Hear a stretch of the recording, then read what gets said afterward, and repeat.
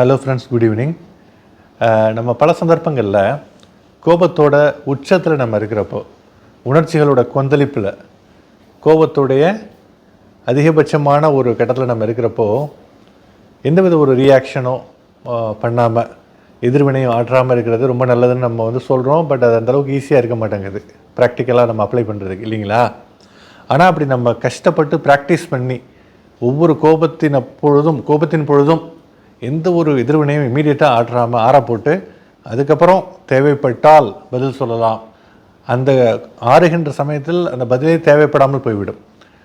ஆனால் ஒருவேளை எதிர்வினையை ஆற்றிட்டோம்னா, என்னடா நம்ம இந்த மாதிரி பண்ணியிருந்திருக்கக்கூடாது அப்படின்னு சொல்லிட்டு காலம் முழுக்க உட்காந்து யோசிக்கிற மாதிரி, வருந்துகின்ற மாதிரியான பல சந்தர்ப்பங்கள் நமக்கு நிகழ்ந்து விடக்கூடும். அதனால தான் கோபத்தை அப்போ கொஞ்ச நேரம் அப்படியே கட்டுப்படுத்திக்கிட்டு 1, 2, 3, 10 வரைக்கும் என்ன சொல்கிறாங்க, பல டெக்னிக்ஸ் சொல்கிறாங்க.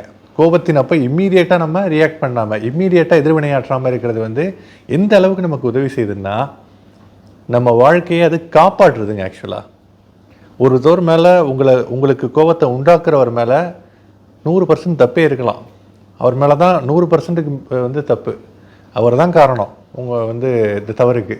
அவர் தான் உங்களை கோபத்தை உண்டாக்குறாரு. இருந்தாலும் அவர் உங்களை கோபப்படுத்துகிறப்போ அவருடைய நோக்கம் உங்களை கோபப்படுத்தி உங்களை தரம் தாழ்த்துவதாக கூட இருக்கலாம். அப்போ அவருடைய அந்த தூண்டிலுக்கு நம்ம மாட்டிடக்கூடாது, இரையாகி விடக்கூடாது.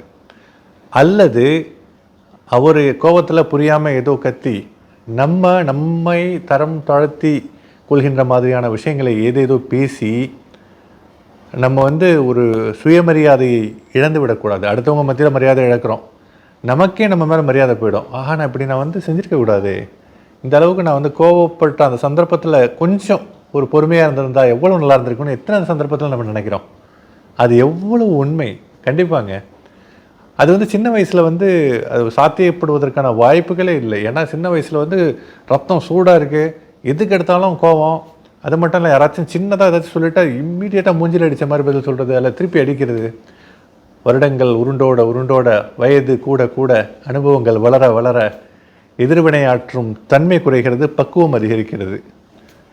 வாழ்க்கையினுடைய பரிமாணம் நமக்கு தெரிய வருகிறது. லைஃப் டிஃப்ரெண்ட் டைமென்ஷன் எப்படி இருக்குது. எதிர்வினையாற்றினா அது நமக்கு தான் திருப்பி பூமராங்க மாதிரி வரும், நம்மளையே அது வருந்த வைத்து விடும் அப்படின்னு சொல்லிட்டு போக தான் புரியுது. அதனால தான் சின்ன பசங்களுக்கு பெரியவங்க அடிக்கடி அறிவுரை சொல்லுவாங்க, கோவத்தப்போ டக்குன்னு ரியாக்ட் பண்ணாதான்னு சொல்லிட்டு. ஆனால் முடிய மாட்டாங்குது. ஆனால் அப்படி பண்ணுறதுங்க ஒருத்தவங்களுக்கு ஒரு போரில் என்ன சொல்கிறது, போரில் பங்களித்து கொண்டிருக்கக்கூடிய ஒரு போர் வீரன் அவனுக்கு கேடயம் கொடுக்கப்பட்டிருக்கும். அடுத்த வீரன் வாளை சுழற்றி அவனை தாக்கிவிடக்கூடாது என்பதற்கான கேடயம். அந்த கேடயம் தாங்க நம்மளுடைய பொறுமை, நம்மளுடைய பேஷன்ஸ்.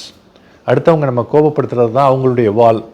அந்த வாளுக்கு நம்மளுடைய உடம்பை காமிச்சிடக்கூடாது, நம்மளே அவங்கள தாக்க விட்டுறக்கூடாது. ஆக்சுவலாக அதற்கான கேடயம் தான் நம்மளுடைய பொறுமை. அடுத்தவங்க எவ்வளவு வார்த்தைகளை வீசினாலும் அந்த சந்தர்ப்பத்தில் ரொம்ப கவனமாக, ரொம்ப நிதானமாக, கஷ்டப்பட்டு கூட அதை நீங்கள் செய்யலாம். நிதானமாக தப்பே இல்லை. கஷ்டப்பட்டு சரி, எந்த ஒரு விஷயமும் வீணாக போகாது. கஷ்டப்பட்டு நீங்கள் பொறுமையாக இருந்தால் அந்த பொறுமைக்கான பலனை நீங்கள் கண்டிப்பாக அந்த சக்ஸஸ் அனுபவிப்பீங்க. நம்ம இப்படி பண்ணாமல் விட்டது எவ்வளவு நல்லதாக இருந்துச்சு, இப்படி பண்ணியிருந்தால் ஏதாச்சும் ரியாக்ட் பண்ணியிருந்தால் எப்படி ஆயிருந்திருக்கும். கண்டிப்பாங்க வாழ்க்கையில் நம்ம எப்போவுமே கோபம் வராமல் தவிர்க்க முடியாது. கோபம் வரும் பொழுது நிதானத்தை கடைபிடிப்போம்.